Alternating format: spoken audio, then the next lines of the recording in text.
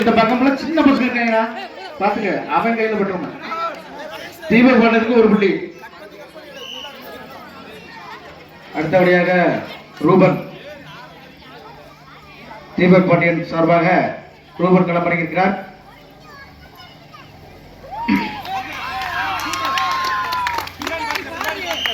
தீபக் பாண்டியனுக்கு ஒரு புள்ளிகள்.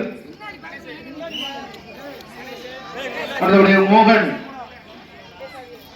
தன அணிகளுக்காக ஆட்டத்தை தொடங்கியுள்ளார்.